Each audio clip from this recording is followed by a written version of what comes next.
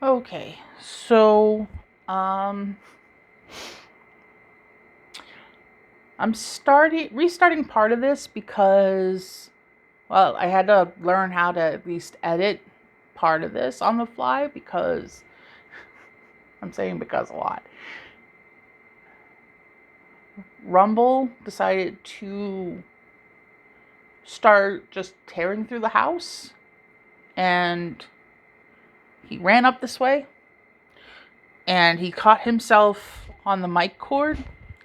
So he took the mic and the phone, and it crashed to the ground, which stopped the video. And you can't see where I'm going to be pointing, but it took my microphone almost all the way to the bedroom. So that was fun. Yeah, that was because it took me 30 seconds to realize the microphone was there and not just like on the floor or still on me. Like, oh god, that was.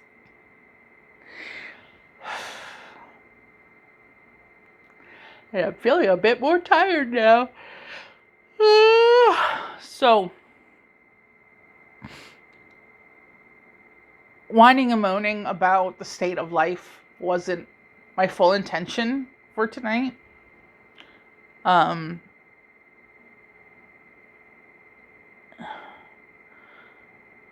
and even while I'm trying to do this, I am trying to fight my depressive mood. So, um, that's what that looks like on me. You know, people dealing with depression, it looks different on different people. I crack jokes. I try to pick myself up. It doesn't always work, but I do. I do try to do things so I'm not stuck in this state. Just more often than not, I am successful. Today just hasn't been one of those days. And sorry, I have to crack my neck.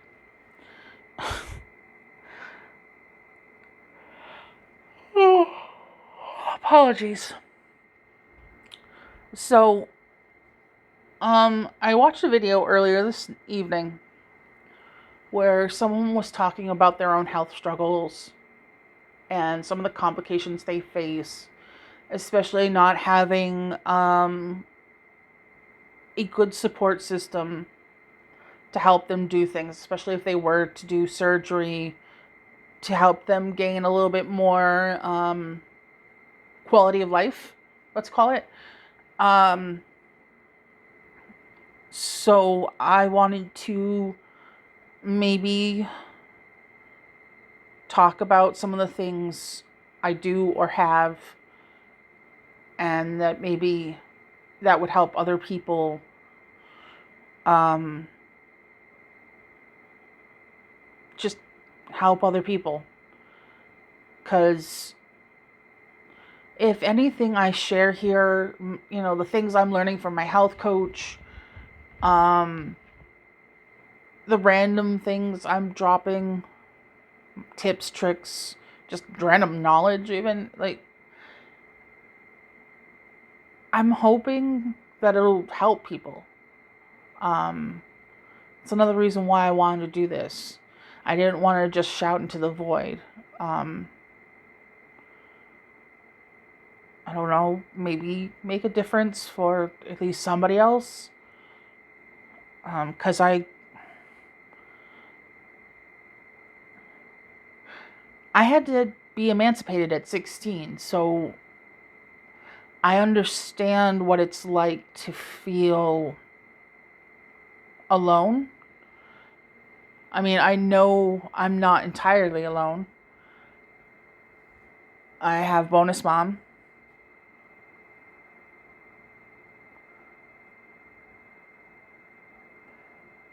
Um, on Tom's better days, I have Tom, but that's not really something I can say these days. So really, I just have Diana. Um, and that's about it. So I know the struggle. I do. And so I just wanted to share how I do it the best that I can. It's not perfect. Um, but maybe it'll make other people's lives easier. So, first of all, I am on permanent disability, which was a hassle to even get disability to begin with. And it took them at least 3 years, I want to say, before they decided I was going to be permanently disabled. It might have been longer. Um, Especially with my condition of CIDP, chronic inflammatory demyelin something polyneuropathy. I can never remember the D. Insert jokes about inserting D's, haha. But yeah, it's a chronic form of Guillain-Barré, and it's apparently a very rare thing, even Guillain-Barré in and of itself. So CIDP is even more rare. And there was a time I wasn't going to get approved, and I freaked out on the person that was reviewing my case. Not aggressively, but like panicky. I freaked out, and I think that helped them to better understand that, I mean, people fake things often, and thankfully I've had a long history with my primary doctor. I've been seeing him since before I was pregnant with Lissa. So, I mean, I must have been early 18 when I started seeing him. So, I mean, I had that behind me. But I went through so much with the CIDP to begin with. I was nearly intubated. Everything was shutting down. My hands were stuck like this. I could only move my head and my neck. I couldn't walk. I couldn't do anything for myself in the hospital. And they were telling me about the intubation, and I freaked out because here they were talking to me about it, and they were like, yeah, we're going to have to, kind of put you in a medically induced coma for this, and you might not wake up from it, and we don't know how long you'll be in it. I was like, fucking what? But thankfully wasn't the head nurse. It was the doctor overseeing things for the evening. She came, and she talked to me, and she was like, okay, well, we think we know what's going on with you, and so we can try this treatment, which was IVIG, which is essentially just pure white blood cells. They spin your blood or other people's blood. It was donated, and they basically get the white blood cells this way. She's like, we can start this treatment and see if it helps you improve. But, we're kind of just shooting it because there's no test. There's not a test for Guillain-Barré. It was basically process of elimination. They ran every test under the sun. It's never lupus. It wasn't lupus. They checked for Lyme disease. They checked everything. So, but I was like, you know what? If you roll me on my side, I can breathe easier. If I'm on my side, do that. Give me the treatment. Please. I don't want to die. Because that's what I was afraid was going to happen. If I went to sleep, I was going to die. So, I'm thinking about those things as they seem wishy-washy at the Social Security office about whether or not I was going to get on disability. And, public assistance was only going to help me so long. And I was going to be fucked. I had no idea what I was going to do. Because my mobility was worse at that point. I was still recovering from everything. Yeah, it was just so. If you go the disability route, it can be worth it, but you have to be ready for a potential fight. So you have to make sure that maybe you have a doctor that'll advocate for you. I've seen commercials in the past about lawyers that'll help advocate. So they'd probably want to take something from, you'll get a check when you finally get approved of because they go back to when you first applied and they'll give you back pay. So if you don't do what do they call it? I know that legal aid. I mean, I'd suggest going through legal aid first because that's usually, free legal advice. But if you actually have to go the lawyer route, they're probably going to be like, well, we'd want, half of what you're going to get. Or something to that effect. I don't know, but at least I have that sort of stability.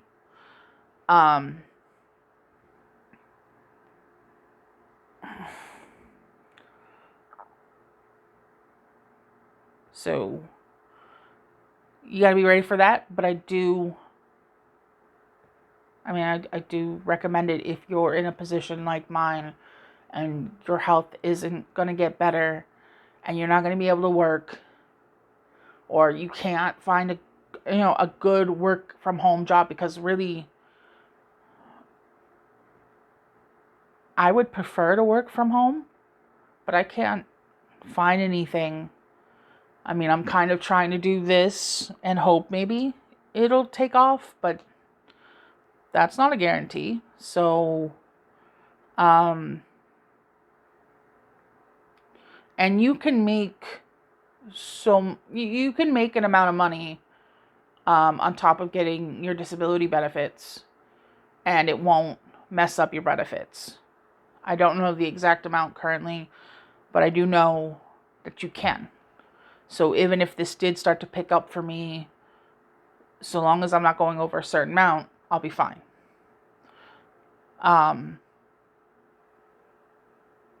So if for some reason I started making a lot of money, maybe I'd have to have YouTube not give me that much, maybe make less videos. I don't, but that's wishful thinking. So another thing I advise, especially if you have some sort of low paying minimum wage sort of job, not enough hours, going to your local social services office and getting on SNAP benefits and Medicaid,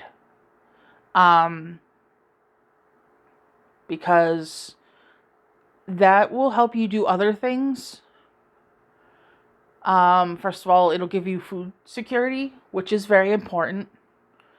I get about $288 in SNAP benefits every month, which, because I'm eating less, covers things pretty well. I don't get my SNAP benefits until the 4th. So later today, I'll probably order a few food things through Walmart just to tide me over. I mean, I have food here, but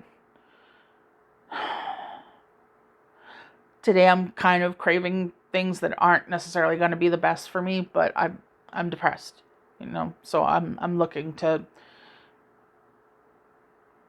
to put the happy chemicals back in my brain. So, I'm going to be a little bit bad today. But, I get just under like $1,000 a month in my disability, which isn't a lot.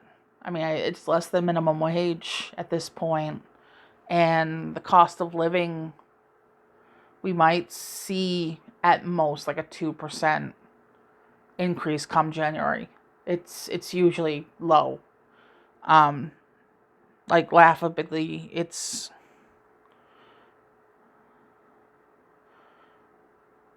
always low, but um, so yeah, SNAP benefits.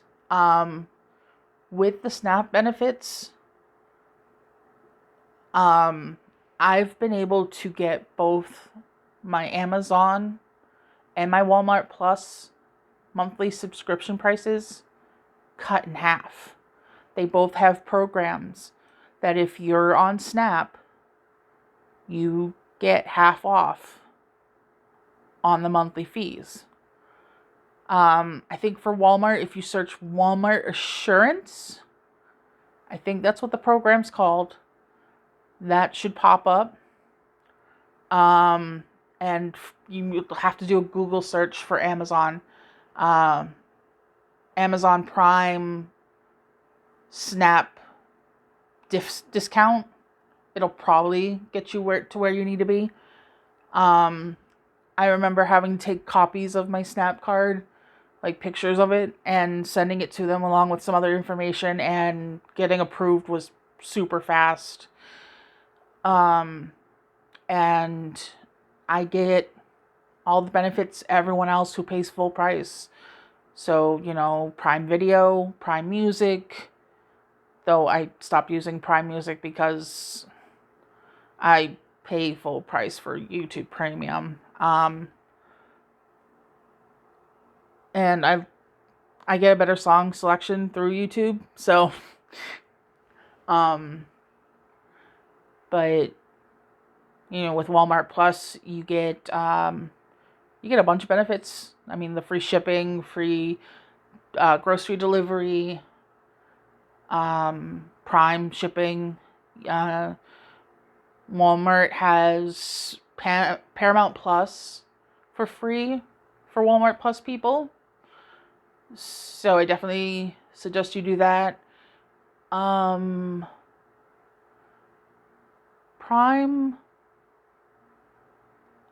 has been giving me Grubhub free for the last 2 years. So that's also been cool for the, random times I have used it.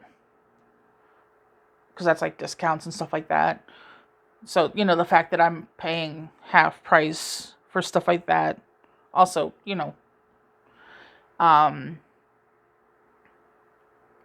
So, and Walmart Plus and Amazon Plus, they both have SNAP foods. So, like, if you specifically look on Amazon for SNAP, groceries to have delivered to you, like if you're in a Whole Foods area, you might be able to get them like what do they call it? Amazon Fresh. We don't have a Whole Foods, so but I assume if you're in an area with a Whole Foods, they have EBT, for everything but their hot foods. So you'd be able to get all your groceries through Whole Foods delivered. But Walmart Plus, everything from their stores should be EBT, grocery wise. And you can get that delivered for free. And you don't even have to give them a tip. They ask if you want a tip if you get any non-grocery items, but they won't even ask you if you're doing just EBT stuff. But yeah, I mean, so that's getting your groceries delivered to you one way or the other. and you don't have to pay extra. You don't have to also, take a bus or a cab to go to these places to get the food. And because we have elevators here at this apartment building, I have one of those, I call it a trolley. I know there's a lot of different words for it, but it's a longer flatbed sort of trolley, and it has like a thing that comes up like this and, handles. It can take up to 660 pounds on it. So I use it to, bring garbage down when I have garbage to bring down. When I have to bring things up, like my deliveries, I use it to bring it up. Sometimes if I'm bringing a bunch of laundry to the laundry room, I'll set it on there, wheel it down the hall. I mean, I got it off of Amazon for like $70, but now it's, I think, $10 cheaper than that even. So, there's a tracker for Walmart Plus when you get your groceries, and it'll tell you when they're on the way. So I go down, I meet them, they load up my trolley, I bring it up, put it away. Everything's great. So that's another way I'm not hassling anybody, and I'm getting my stuff done. And, people are employed to do this. I think Walmart specifically has the delivery drivers. So, job security for them. So, I mean, and again, I don't treat them like shit. I'm always friendly to them. When I do get non-food things, I do tip them. And I'm usually doing 20% because, again, I worked in the service industry, so I know how fucking hard the job can be.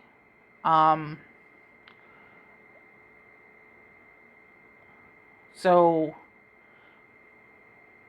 I definitely recommend looking into those anyway.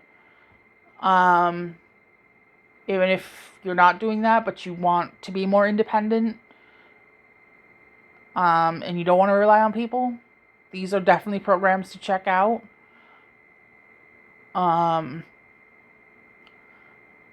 Because, I mean, that's less people you have to bum rides off of, or set up Ubers or whatever else.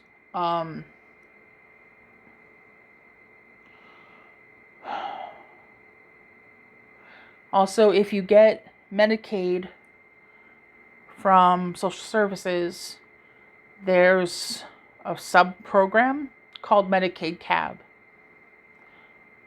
And I use this every time I have an appointment, doctor's appointment. I have it already scheduled in advance for my eyes appointment. They do dentist. Basically, any sort of medical appointment you have. Like, even when I was doing physical therapy, that counted. It's basically a free ride there and back.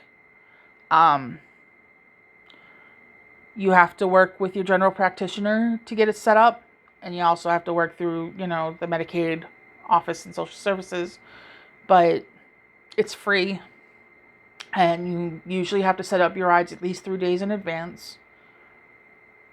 I set up my eye exam appointment like early last month, and it's not until early in December, so it's already on the books. I made sure, and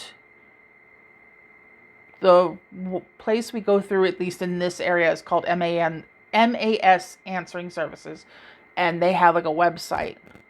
But if you haven't gone to the place before, you usually have to call them to set up the ride, at least the first time. And then after that, I can just go and do repeat rides on my own. And that way, again, I'm not bugging anyone for a ride. If if you know you're doing a surgery thing and it's an outpatient thing, you can set up the ride to get there. They'll usually pick you up an hour in advance, so you get there with plenty of time. Like when I saw Matthew earlier this week, I got picked up an hour early, and the appointment before me actually canceled, so he saw me early. But I mean, they took forever to pick me up when I was done, so I didn't get home early, but I got seen early. Um, but and then when you're ready to go, I usually call them back and tell them I'm ready for my return Medicaid cat pickup. Um, and it's kind of just that easy. And then again, you don't have to bug anyone for a ride. And they get compensated through Medicaid. So, people are getting paid. I mean, if like that other person that I mentioned, you're worried about getting home after something because like he'd be in a cast like for follow-up appointments or whatever. I mean, this would have you covered. Like on the website for MAS, they even ask like, whether or not you have like things like crutches, if you'll have an additional rider, if you have like an oxygen tank, like they make sure that they can accommodate. So it's, I think, a really good service to have access to. Sometimes, as you would have heard in my second Matthew appointment video, you'll get some interesting cab drivers, but that's always been the case. But I live in like one of the few areas in New York that is pretty red. So that's just something I've had to learn to deal with. Trying to think if there's anything else that I'm missing at this point.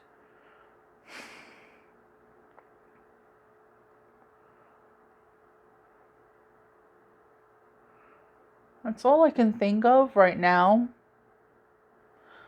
for, my current tips and tricks to just have things be a little bit easier for you to have a little bit more independence, because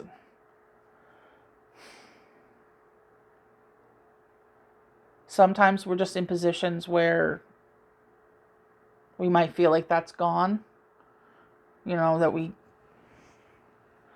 might have to rely on other people more. And I know what bugs me. Like, whenever I have to get my meds picked up, because that's the one thing I can't fix currently. Like I tried to through Walgreens. They won't do controlled substances. So like my ADHD med, they won't mail to me. And there's my low dose naltrexone for pain. That's done at a different place, but because that has to be refrigerated to begin with, and also I think it's probably considered a controlled substance since it's normally for people trying to get off of addictions. But in low doses, it's prescribed to people for pain, for chronic pain. So yeah, like I'm still stuck a little bit at least.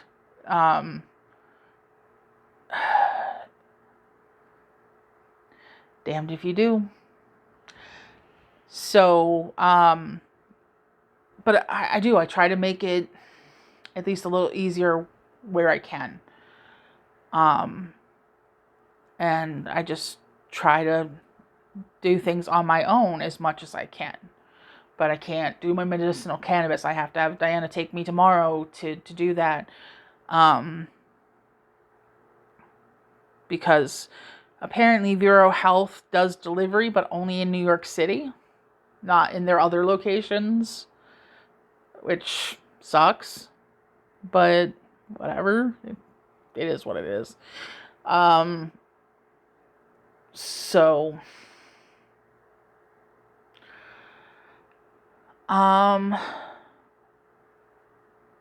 if there's potentially any other questions people might have about maybe trying to navigate certain things or try to ask me how I navigate things, please ask. I'm